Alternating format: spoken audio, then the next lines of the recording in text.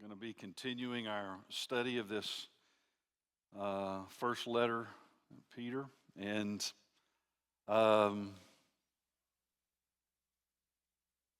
it's been a few weeks now since we have been in this book. Took a little detour on Mother's Day and had a guest last week, and so. But my goodness, hope you all are ready, buckled up. My goodness, these first 7 verses are full of practical truth that you may or may not love, but it's good for you. Today's passage is so important, but it's also very easily misunderstood. It concerns marriage. More specifically, it describes the specific roles and responsibilities of Christian spouses in very specific contexts. I'm going to make a big deal about those contexts today because I want to dispel some misunderstandings and hopefully reveal some eternal truths in the process. So I'm going to ask you to take your guards down a bit and hear me out as good Bereans, receiving the word, then weighing it against the scripture. And let's try and separate ourselves from, as much as we can, from preconceived ideas about inequality or the patriarchy or feminism or mostly personal rights. One of the things that you're going to see very quickly from this passage is that it isn't about rights. It's about responsibilities. Responsibilities before God that are intended to bring God glory and you good. So with that in mind, let's read this passage today and talk about husbands and wives. 1 Peter chapter number 3, this is verses 1 through 7. Likewise, wives, be subject to your own husbands, so that even if some do not obey the word, they may be won without a word by the conduct of their wives, when they see your respectful and pure conduct. Don't let yourself be adorned. Do not let your adorning be external, the braiding of hair, the putting on of gold jewelry, or the clothing you wear. But let your adorning be hidden, be the hidden person of the heart, with the imperishable beauty of a gentle and quiet spirit, which in God's sight is very precious. For this is how the holy women who hoped in God used to adorn themselves, by submitting to their own husbands, as Sarah obeyed Abraham, calling him Lord. And you are her children, if you do good and do not fear anything that's frightening. Likewise, husbands, live with your lives in an understanding way, showing honor to the woman as the weaker vessel, since they are heirs with you of the grace of life, so that your prayers may not be hindered. Lord, I would ask that you would help us to take guards down today. And if we've got any erroneous preconceived ideas, that we'd set those aside as well. And that you'd reveal your truth to us. And that our hearts would be open and receptive to whatever the Lord may speak to us today. In Jesus' mighty name. Amen. So wives, or those who will one day be married, Peter starts this passage by addressing you. And the first thing, and maybe the most important thing to note in his words to you, is that he is primarily addressing a very specific situation. That is, he's addressing a home where the wife is a believer, but the husband is not. A husband who has not received the word, who needs to be won. That doesn't mean that everything he says doesn't apply to you if you have a saved husband. A lot of what he says applies to us all, men and women alike, regardless of our specific life context. But it does mean that he's primarily addressing women with a view to evangelize their lost husbands. You can't forget that. You can't separate that from this context. It makes this a unique passage among the other biblical teachings about marriage. If you're wanting to know what Christian marriage looks like, there probably are better passages to look at than this one, especially for women, because this is speaking primarily to a woman who is attempting to evangelize her husband. And next, if we're going to understand this passage correctly, we're going to have to understand that it's written to women in a much different context than we are today. It's addressing women who are either in a Jewish or part of a Roman marital custom. And those two things, Jewish and Roman, were different in themselves, but they were much different than it was for women today. And though this might be surprising, Jewish women actually may have had it worse off because they had no rights of inheritance, which meant that they had no right to property. They had little to no say in who they were going to marry. They were not allowed to pursue education, and they could not move from place to place without the company of a man. And now, it wasn't necessarily all bad, but their life was almost totally dependent on who their father and or husband was. And if you got a bad father, well, at least you can get married one day, but you might get married off to a bad guy. And so much of life is going to be bound up in that context. It's going to be hard. Roman women had significantly more rights. They were able to run businesses. They were able to hold public office. They were able to vote. They were often held very high office in the religious cults. They had some property rights. They had the right to divorce, and they were able to be educated. However, though Roman women had more rights than Jewish women did, both were still at a considerable social disadvantage to the men in their lives. And furthermore, this was a time when violence against them within the home was almost completely unregulated by law. It seems that from his instruction that Peter really does seem to be addressing the Roman context a little bit more than the Jewish one, but regardless, the principles still apply, and they do in our context as well. But that context will help us to better understand what he means in a few of these places. So you can't just ignore the context here. You have to take it into account. And finally, and I want to be very clear on this, it's my belief that no power in human history has done more to advance equity for women than Christianity has done. Hard stop. Nothing else in human history. However, advancing a woman's social standing is not what Peter's focus is in this passage. The goal that he's aiming at is helping a Christian woman navigate the difficulties of being married to an unbeliever. And to that end, Peter's instructions are right to that point. He's not trying to raise social stature here. He's trying to help her evangelize her husband. So with those realities in mind, I want us to begin looking at this text. And it begins with the call for wives to be subject.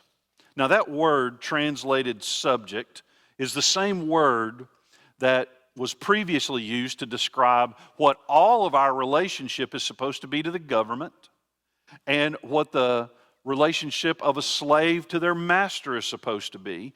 Now, that same word is used to describe the wife's relationship to her husband. As I've said before, that word subject is a description of willing submission. Willing submission. Now, I'm going to address this later in a more complete way, but for now, I pray that you men can hear me. I want all the men to listen up. This is not a call to subjugate your wife, nor is it permission to do so. This is a description of willing deference that cannot be forced. You cannot force submission in this sense. And it would be sinful to demand it or attempt to coerce it. And we'll see that a little bit clearer in a few minutes. when we look at verse 7. By definition, we can only be subject of our own volition. And we do this not because we think somebody is better than us. We do this because of our trust in God and not for its expediency or its comfort.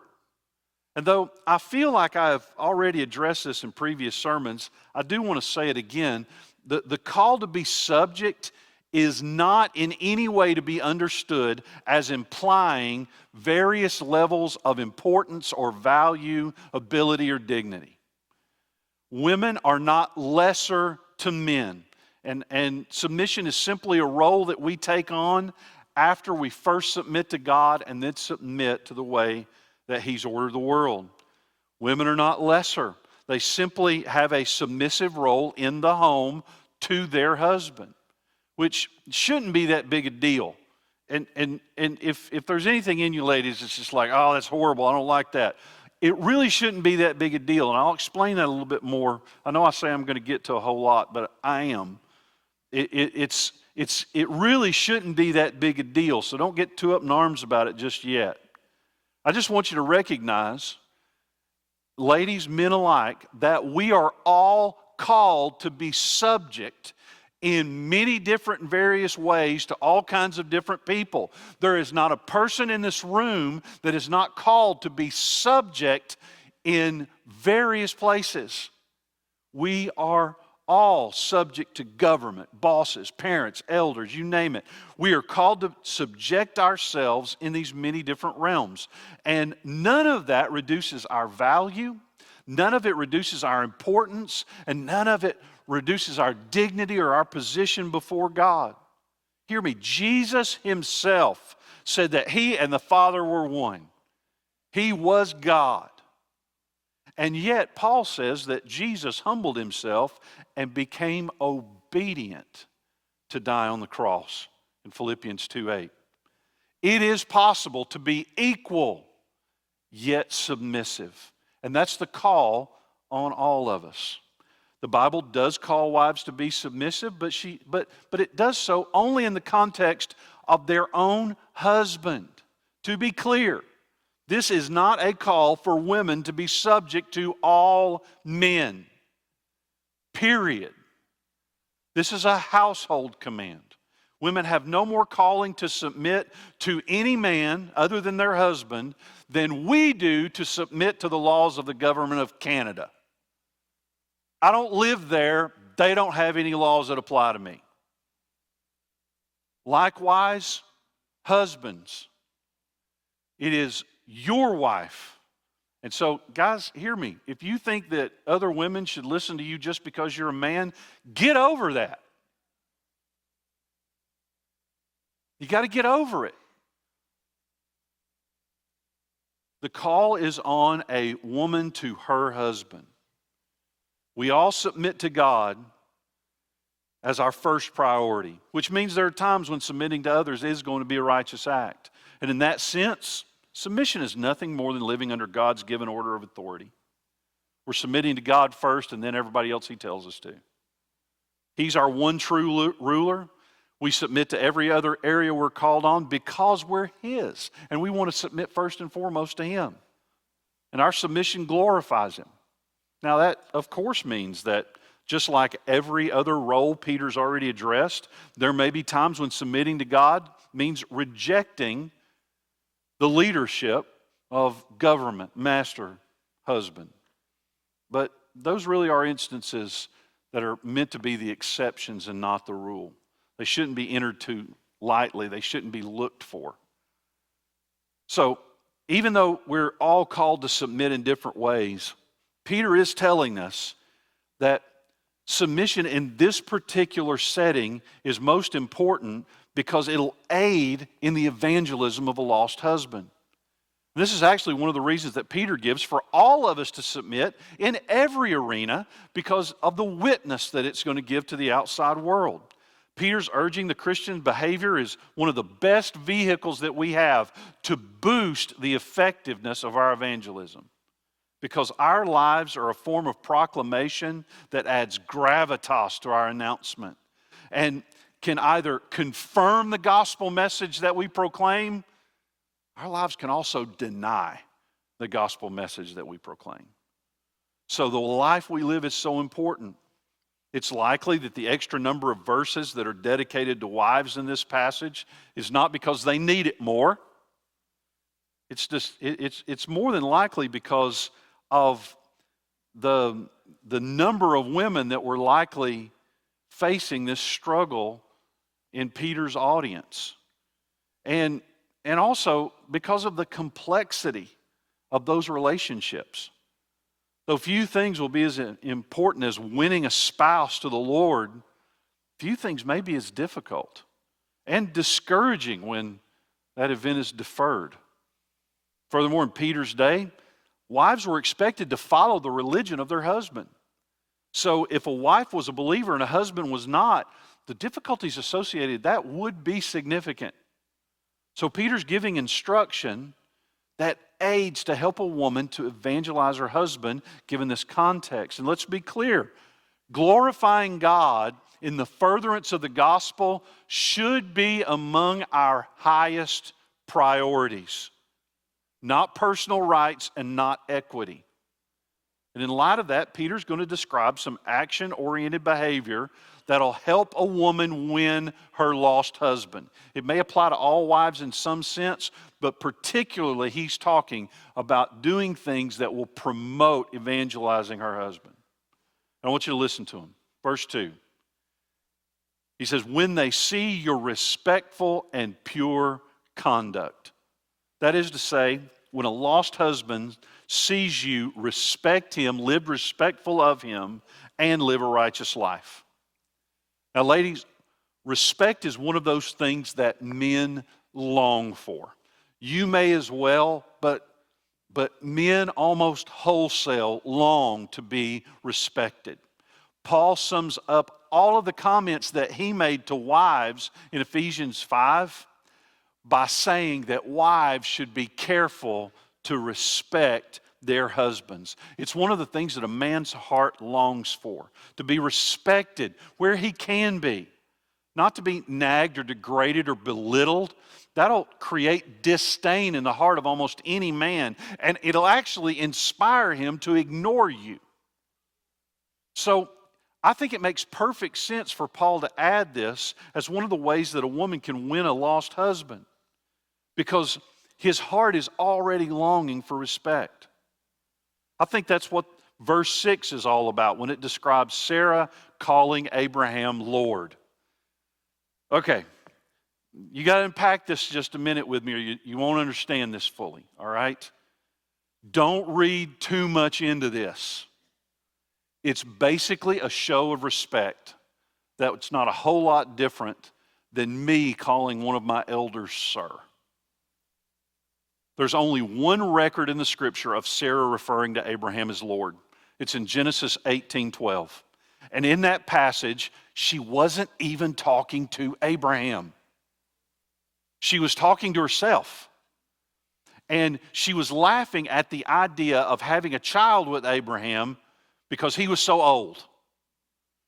And even though she was hearing it directly from God, whose conversation with Abraham she was eavesdropping on, by the way, but it's this one kind of odd setting. Nothing that there's no other record of her referring to him as Lord, but I think this is what it does. It shows that even in her heart there was an abiding respect that she had toward him. She was not equating Abraham with God or suggesting that his authority in her life was on par with God's. She's simply showing respect to him in something that she says. And even though by no means she didn't live that respect out perfectly, but let's be clear, Abraham didn't deserve it perfectly. She offered him respect even though he was filled with flaws. And I think that's what Peter's trying to confer. Respect speaks to a man's heart. And it's part of a lifestyle that generally reflects the righteousness of God. These things speak to a man. And when they're joined to a gospel announcement, I think it can be a powerful thing. And Peter goes on to talk about what he means by the pure life that he's talking about. Listen to verse 3. Do not let your adorning be external, the braiding of hair, the putting on of gold jewelry, or the clothing you wear. Now, I want to be very clear. Physical beauty was designed by God. We are made in His image. But there's no question that God is most interested in the eternal, internal beauty of a life that's been transformed by Jesus. Now, to be very clear, I do not think this is a prohibition against braiding your hair or wearing jewelry. That's not what it's saying. And if you think that is what it's saying, then just recognize we're also going to have to prohibit the wearing of clothes.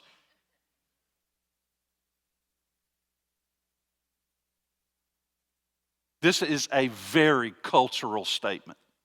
Braided hair was not a convenience in Roman culture as Peter was addressing it. It was elaborate and expensive and an accessory. The Romans would do elaborate weaves with their hair and fill it with gold and fine linens. It was both expensive and time-consuming. It was a symbol of status. You wanted longer hair so that it could get higher. You want that updo. The gold jewelry was likely referring to the hair accessories that were used to secure those fancy updos. These adornments are not called sinful here. This has been misrepresented, misinterpreted. Nowhere in that passage are those things called sinful. But the implication is that we need to recognize them as perishable and not a proper focus of undue attention. What Peter's talking about is made more clear in the following verse. Look at verse 4. But let your adorning be the hidden person of the heart, with the imperishable beauty of a gentle and quiet spirit, which in God's sight is very precious. Peter's declaring that proper behavior is an unfading adornment. This is true for all of us, not just the ladies. All of us are called to exhibit godly behavior in all the arenas of our life. This is just as applicable for men as it is for women. But I believe that women are singled out here, and these statements are made directed toward them because culturally, a woman's outward beauty is held in higher regard than a man's is. That was true then, it's true now. I still, just have these moments of looking at couples and thinking, my God, what was she thinking?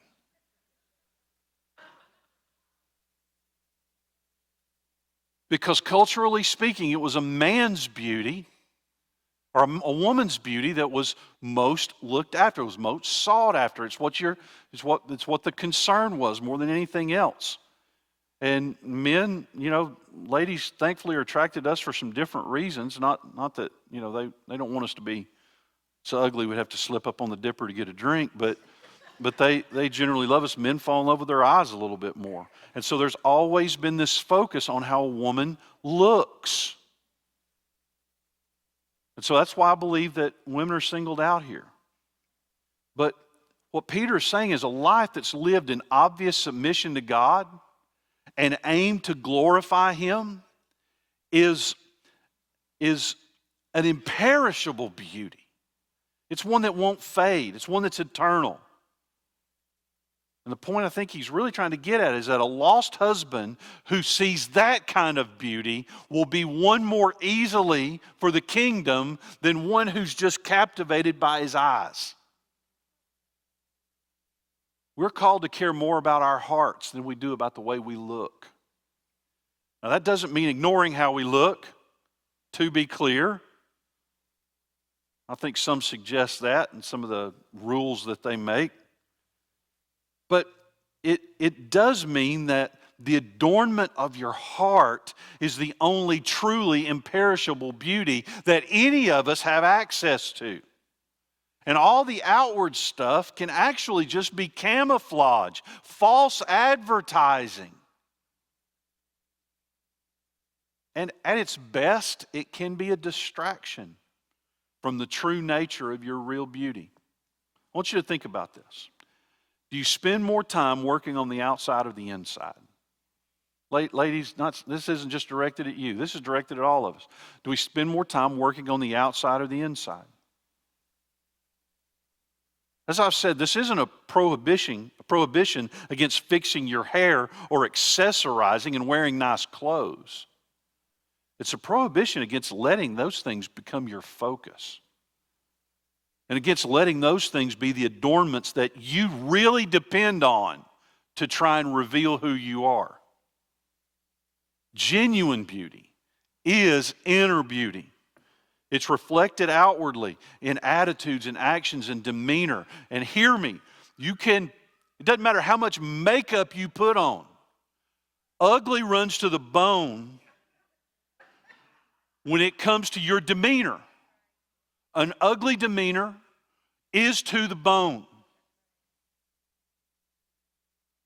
And so you can't dress that up. Genuine beauty is inner beauty. And Peter is saying to work on your heart, and that's what is meant to be adorned with what he describes as a gentle and quiet spirit. And that's not only attractive to others, it's also a precious thing to God.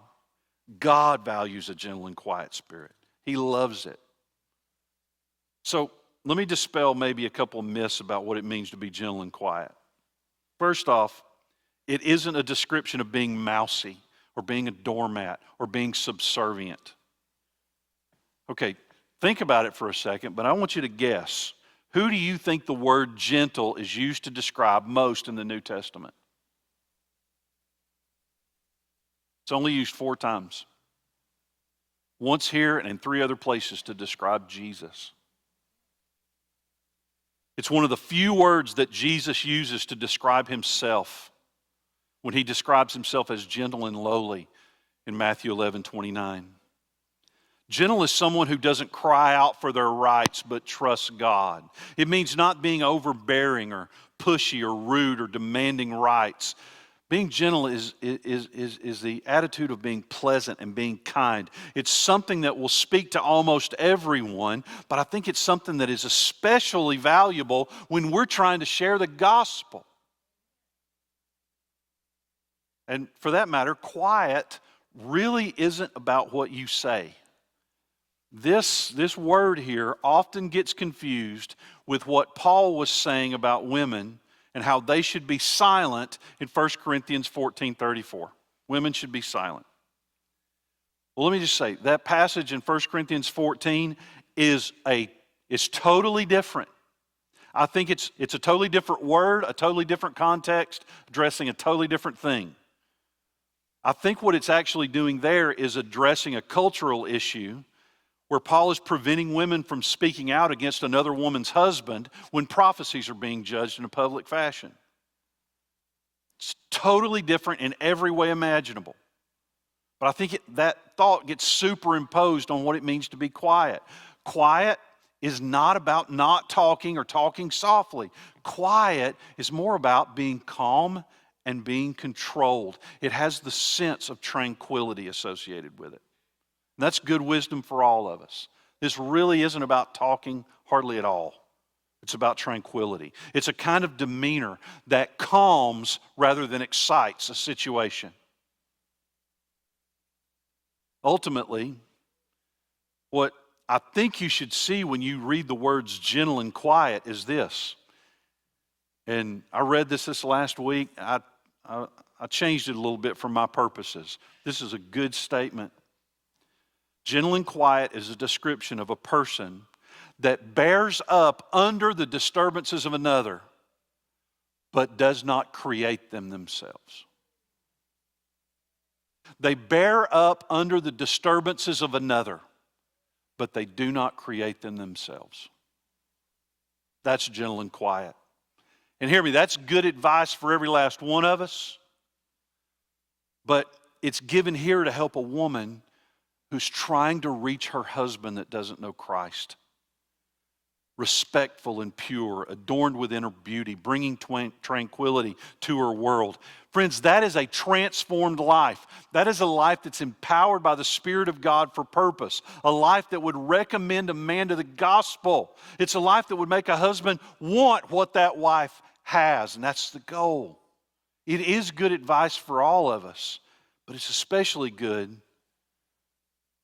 for a woman trying to win her husband to the faith. Because you might not be able to argue him into the faith. I doubt that you will. But you can show him the difference the faith is making in you, and that may make all the difference. Verse 5 tells us that that's how the holy women of the past have adorned themselves.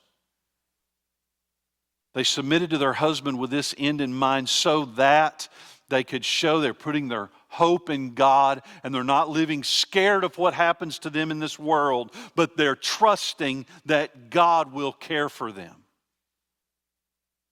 Ladies, this passage has never been a call for you to be subservient in any way. It's a call for you to put your trust in God, especially if you have a lost husband. It's a call to live out the beauty of Christianity so that everyone can see it. Not because you're lesser in any way, but because you can reveal God's goodness to the people in your life. It's about ridding your lives of the clutter that gets in the way of the gospel.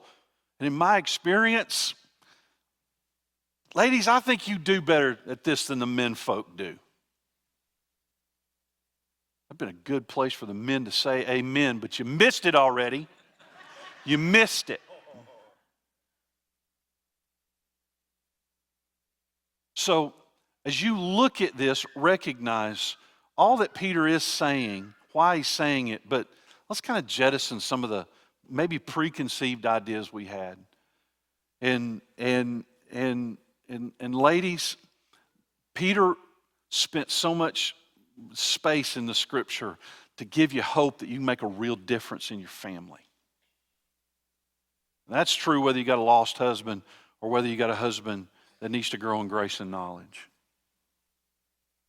Which brings me to verse 7. Guys, I hope you're ready. I love the enthusiasm. I feel it in the room. I feel the enthusiasm in the room. Likewise, husbands, live with your wives in an understanding way, showing honor to the woman as a weaker vessel, since they're heirs with you of the grace of life, so that your prayers may not be hindered. When he starts this with likewise, it means that the same trust in God that women are told to have in submitting to their own husbands, husbands are supposed to have in how they treat their wives. If the Spirit of God is at work in a Christian woman, inspiring her to be subject as they're respectful and pure and adorned with inner beauty and gentle and quiet, if the Spirit of God is at work in a woman to do that, likewise, husbands, the Spirit of God is at work in you to be kind and attentive to your wife. This is always meant to be a two-way street. The word translated here, live with, it's only used here in the New Testament. It's kind of an odd word. But when you see it, you should see it as describing the building of a home together. It's a shared responsibility. And for men, that comes with 2 commands and 2 reasons that we're supposed to do this well. Here's the first command. Build a home with your wife according to knowledge. Now, I think this is addressing both knowledge of the Lord's revealed will and His revealed truth, but I also think that it's describing knowledge of your own wife. Her attitudes, her desires, her needs. I think this is a call on husbands to become students of their wives.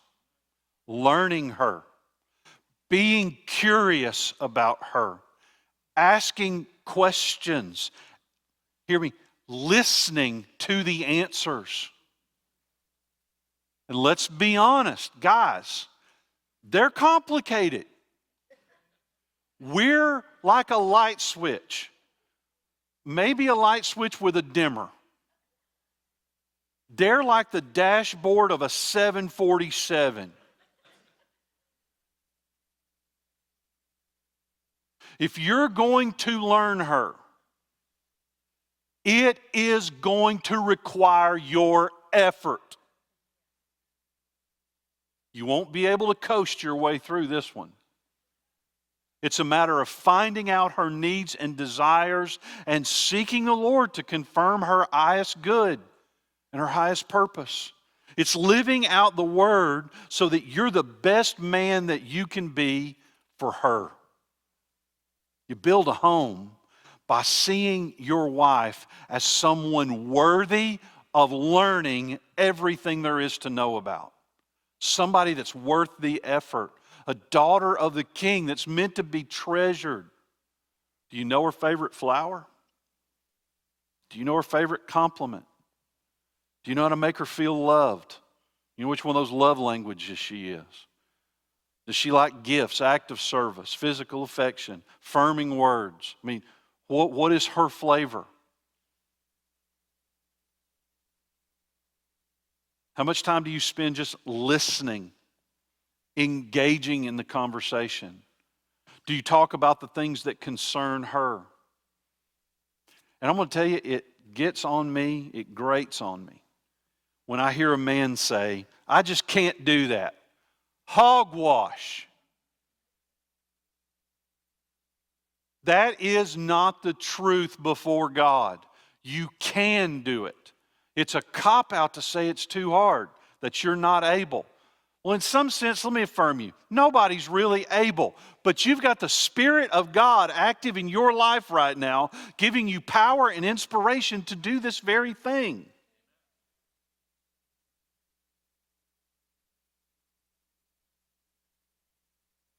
So don't let yourself off the hook. Be a student of her. And build a home with her by learning everything that you can about God and learning everything you can about her. And then honoring your God by the way that you honor her. Listen to what he continues. Honor her as the weaker vessel. Now, honor means to hold her in high regard, treat her as valuable. And I want to just, don't get so caught up on this weaker vessel thing. It's most likely just a physical description. And despite modern sensibilities, I mean, honestly, let's reason together. Men are typically physically stronger than women are. That is not sexist. It means I have two eyes and a functioning brain. All right? And so there is a physical difference between men and women. And it's true under most circumstances. And so this description of a weaker vessel is probably describing nothing more than that, especially in the context where men might have been trying to control their woman by being domineering over them and using their physical prowess to do that. It's definitively not a reference to a woman's durability, intelligence, usefulness to the kingdom or anything else like that. And let's be honest, weakness is a shared experience between all of us. It does not explicitly say or even suggest that a man is stronger in any other meaningful way than possibly being physically stronger.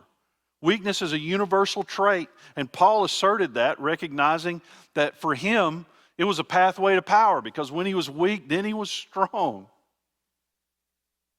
And it's likely this weaker vessel thing is also referring to the fact that when a woman marries, she's willingly taking on a position of vulnerability that's open to exploitation. She's assuming a weaker role in the home, a submitted role in the home.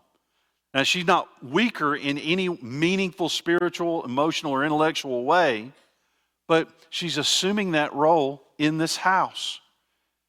There's so many ways to look at this, but it is a mistake to think that this weaker thing is about anything other than possibly the physical aspect, or maybe even in Peter's day, it could have been describing the fact that they didn't have much social standing. They didn't have as many rights and privileges in the culture. And Peter was basically saying, listen, the culture might not be honoring her, but you need to honor her.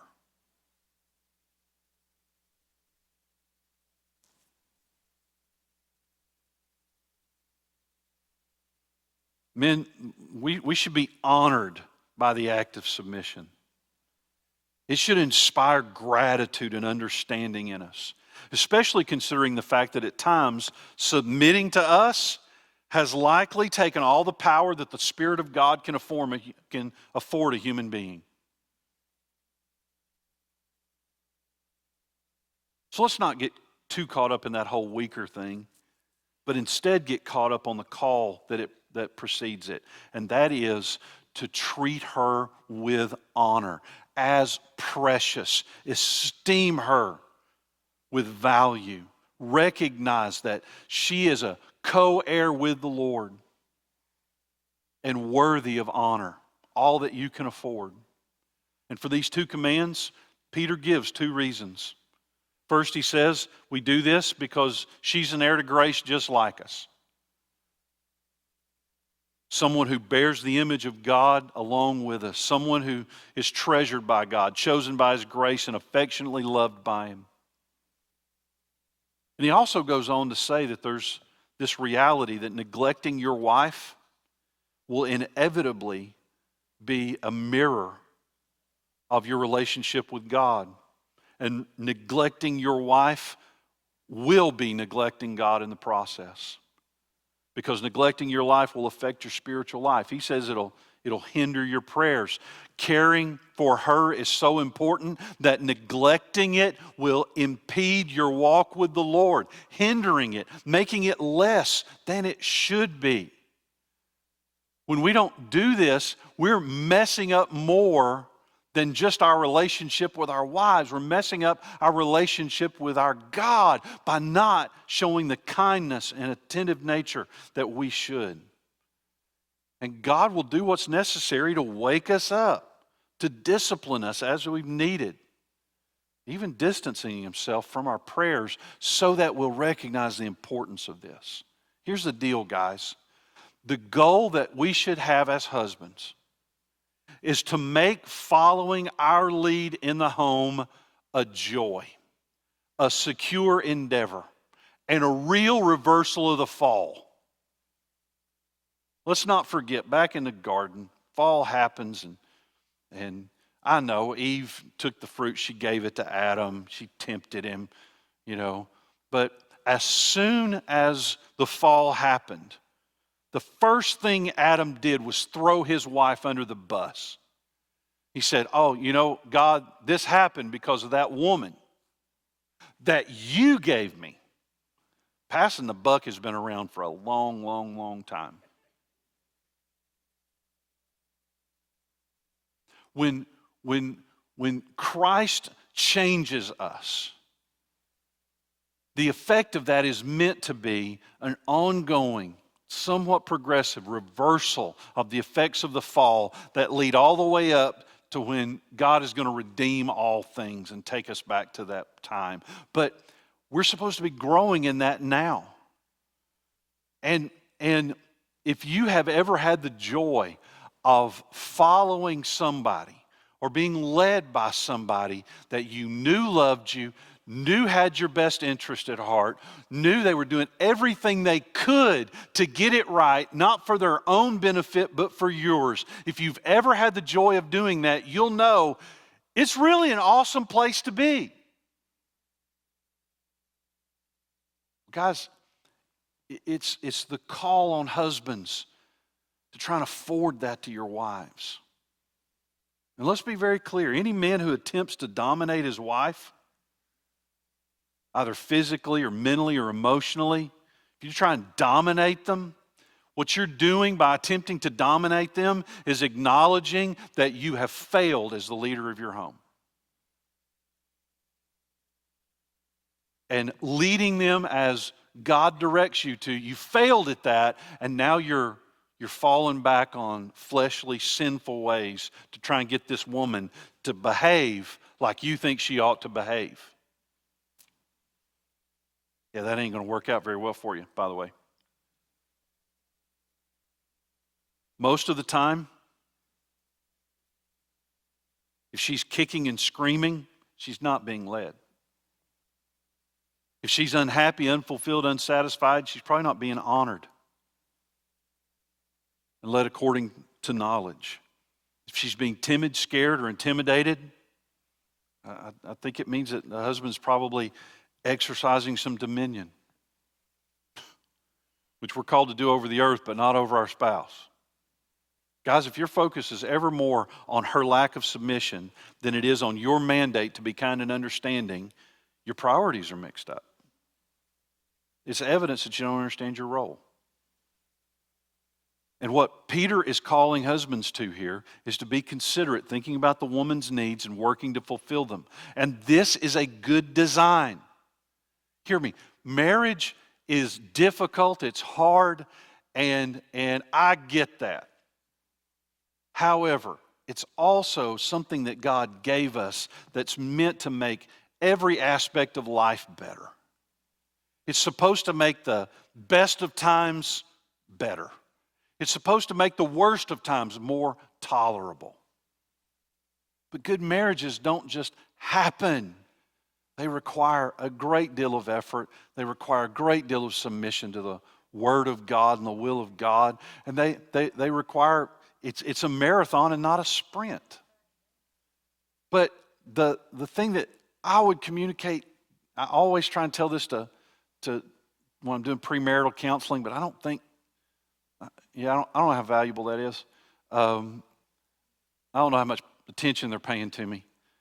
But I always try to say, listen, if you trust that this is a believer, you trust you're marrying a believer, and hear me, if you marry somebody that doesn't know Christ, then you're putting yourself in the exact position that Peter's trying to help women through right here. So don't do it.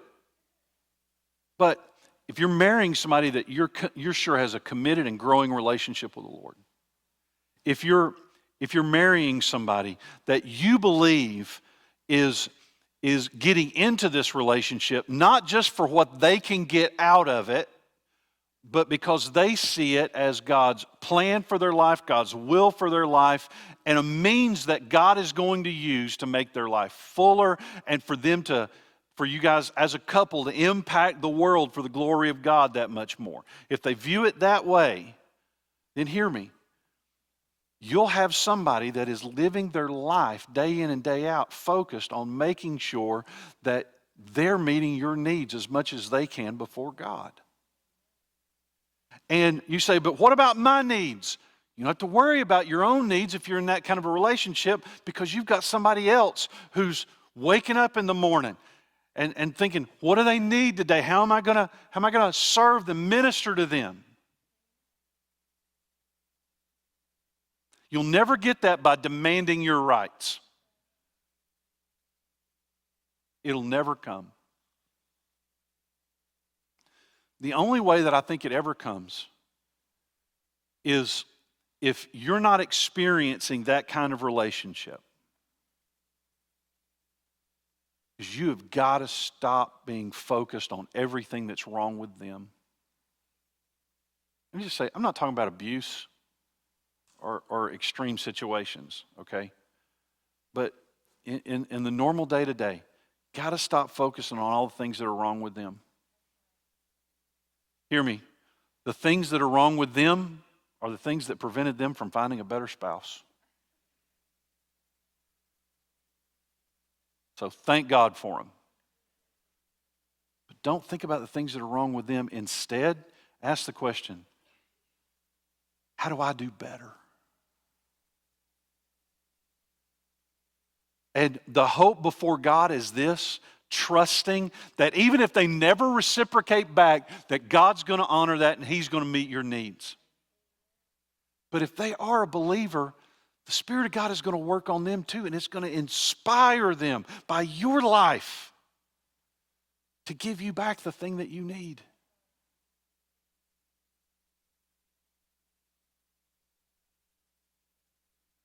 In a Christian marriage, the woman should be seeking the highest good of her husband and the husband the highest good of his wife. And in that context, hear me, leadership and submission are non-issues. They're non-issues. We make a big deal about submission, and it becomes a big deal when things aren't right in the home. When you don't trust that the best interest is being, that they have your best interest at heart. Guys, we need to do our part. Husbands, our real responsibility, being worthy of submission. And here's a fact. Christian marriage should transcend every last one of the instructions in this passage. This passage should be almost white noise in the ears of two people who are really living their life for the glory of God and the good of one another. It all becomes a non-issue. Because if you're seeking to honor the Lord first and foremost, and then seeking the well-being of your spouse above yourself, living to give Him glory rather than asserting your rights, listen, I think it's something that God blesses. You say, well, I did that. It didn't work. Do it longer. I say do it longer because Jesus did that very thing for you. He laid down His rights. He lived to serve us and gave His whole life for it so that you and I could be saved. Our relationships are meant to model that kind of love and devotion in our home and in the world around us. I hope that this has been a long message today, primarily because I didn't want to break it up into two. But I want you to, I pray you're able to really hear the heart of Peter here. He's not just trying to tell the women folk how to behave. He's trying to help them reach a lost husband. Did you notice that he doesn't even seem like he addresses the thought that a husband could have a lost wife?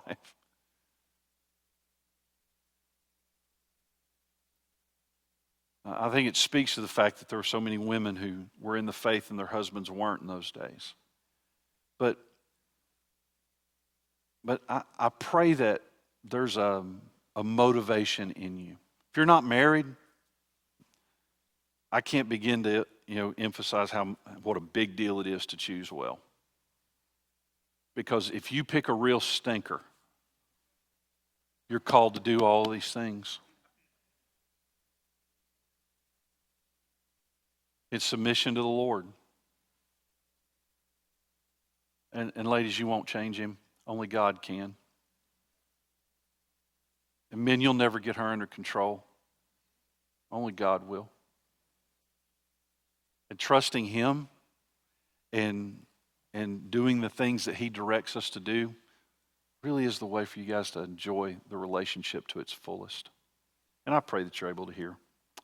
And I hope I've dispelled a few myths too. It's okay. If you got your jewelry on, ladies, it's all right. Don't let anybody tell you different. It's okay to braid your hair.